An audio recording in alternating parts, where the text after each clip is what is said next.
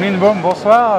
On est heureux de vous retrouver. On vient d'assister à un très beau débat dans le cadre du lancement de la quinzaine des emplois de la transition écologique organisée avec la MMIME. Qu'est-ce que c'était que cette quinzaine et pourquoi vous avez souhaité monter cette opération avec la Maison métropolitaine de l'insertion et de l'emploi?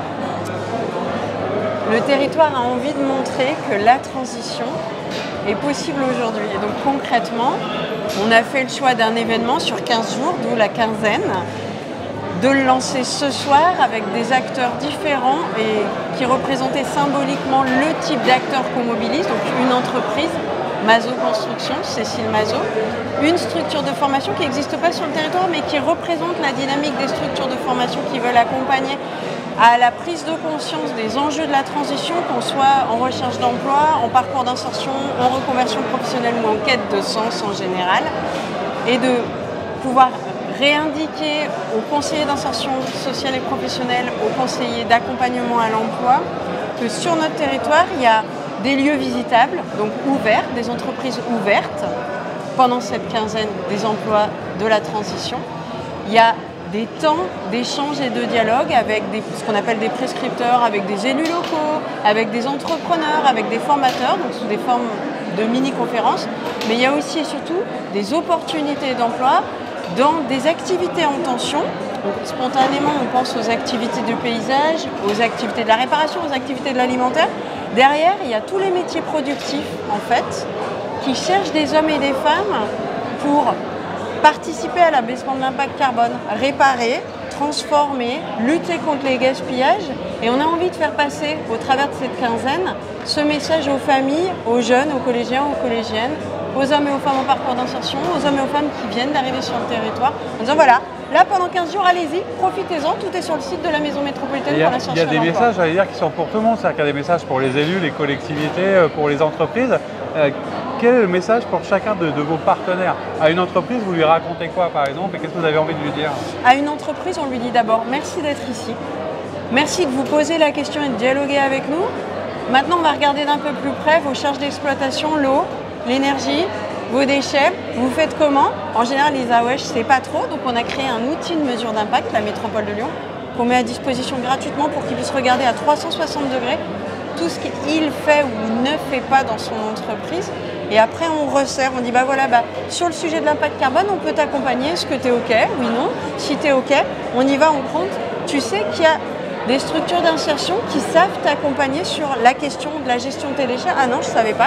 OK, on fait le lien. Et c'est comme ça qu'on tisse le lien pour que les habitantes et habitants du territoire puissent venir travailler dans des entreprises pour qu'elles abaissent leur impact carbone, par exemple. Le rôle des élus, des collectivités est important, de la métropole, mais pas seulement, parce que vous travaillez sur l'ensemble et avec l'ensemble des élus. Qu'est-ce qu'on dit à un élu aujourd'hui sur ces métiers? Comment est-ce qu'il doit changer, soit de regard, soit de posture? Ce qu'on dit à un adjoint d'une commune ou d'un arrondissement ou d'un élu municipal, d'un élu régional, d'un élu métropolitain, c'est ta responsabilité, c'est d'accompagner les habitantes et habitants du territoire. Ce que veut spontanément un habitant, c'est une vie digne, une forme de rémunération pour s'alimenter, se déplacer, se former, avoir des loisirs, habiter quelque part, voilà. Il se trouve que sur le territoire, les entreprises, elles ont besoin de muter pour avoir moins de charges d'exploitation, abaisser leur impact carbone, préserver la biodiversité et les ressources et en même temps mobiliser à plat les ressources humaines présentes sur le territoire. Le job d'un élu de territoire, c'est de faire ce lien entre les deux, de dire d'un côté j'ai des habitantes et habitants, de l'autre côté j'ai des entreprises, comment je les mets en lien pour qu'ensemble on transforme le territoire. Alors c'est vrai que dans le cadre de vos fonctions, vous avez, j'allais dire, une perspective de changer de modèle de développement, de faire en sorte que la croissance soit compatible avec le développement durable. On a parlé de la transition écologique, mais il y a d'autres piliers qui sont essentiels, certains types de filières sur lesquels vous mettez l'accent. Je crois qu'il y a le numérique, bien sûr, les services à la personne, mais aussi l'industrie. Comment est-ce que vous travaillez sur ces différents piliers? Alors on y travaille en ayant un message clé en 5 mots, c'est très simple, c'est accueillir. On souhaite continuer à accueillir des entreprises productives sur le territoire. Ça veut dire concrètement avoir un parcours foncier immobilier, ce qui n'est pas forcément des plus évidents, mais on s'y attelle, voilà. Deuxième chose, transformer les process productifs pour se caler sur la réalité du moment, c'est-à-dire la hausse des prix de l'énergie, la difficulté d'accès à l'eau à moyen ou long terme, la nécessité de limiter la production de déchets parce qu'on a de la réglementation autour de l'économie circulaire et donc pour ça on a fait le choix d'entrer au capital de certaines entreprises qui le souhaitent, qui ont des solutions, donc c'est le fonds d'aide à l'amorçage industriel, mais on fait le choix aussi d'accompagner en investissement sur la sobriété et l'efficacité énergétique et sur la circularité, par exemple avec un programme qui s'appelle Les Boucles. On fait le choix aussi d'aider au repositionnement des métiers du productif avec une fondation qui s'appelle la fondation ILIS comme Industrie Lyon-Saint-Étienne. Concrètement, on finance des associations qui vont dans des entreprises et qui ensemble vont parler à des collégiens et des collégiennes pour dire ce qui existe sur le territoire et ce qui continuera à se faire demain et comment on peut participer à ce qui se fera demain avec ces demain, justement, avec les métiers productifs. Point suivant, le sujet de la coopération. On a fait le souhait en particulier avec l'Agence de développement économique du territoire, l'ADERLI, de passer le message à nos collègues, à Roanne, à Saint-Étienne, à la CAPI, donc au Nord-Isère, à Vienne, etc., qu'on souhaite coopérer, arrêter de capter leurs ressources, leurs talents, leur expertise et capter leur foncier, mais plutôt s'accorder ensemble sur comment on fait sur ces filières qui sont essentielles, le numérique, le productif, mais aussi les services à la personne, pour accompagner les entreprises au bon endroit, au bon moment. Je termine sur le sujet du soin, du care, des services à la personne. On a toutes et tous en tête le vieillissement de la population, la nécessité d'accompagner au maximum à domicile, donc dans l'autonomie, les hommes et les femmes. Et pour ça, il faut qu'on ait des jeunes, des personnes en reconversion professionnelle qui aillent vers ces métiers-là. Donc il y a un sujet de juste rémunération, mais il y a aussi un sujet de formation.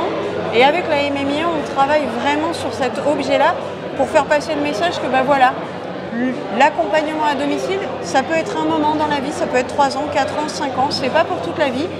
Et ce sont des compétences qu'on peut mobiliser dans d'autres filières d'activité économique. Voilà, ça c'est la responsabilité que j'ai en tant que vice-présidente. Et donc on pourrait résumer quelque part votre fonction au quotidien, c'est quoi? C'est créer du lien, expliquer, rassembler, donner envie. Comment vous résumez votre fonction? C'est valoriser celles et ceux, que ce soit des habitants, des formateurs, des conseillers, qui font ici et maintenant. Ça c'est la première chose. Montrer que ça existe déjà et que c'est une question d'accélération. Il n'y a pas besoin de réinventer des choses, il y a des choses ici, il faut les accélérer. La deuxième chose, c'est d'impulser avec l'achat public, de dire voilà, nous, Métropole de Lyon, on a de la chance, on est un grand donneur d'ordre, mais comme le Citral par exemple, et on va acheter auprès des entreprises qui sont déjà dans ces modes de faire, c'est-à-dire qui sont dans la justice sociale et la transformation, la transition écologique.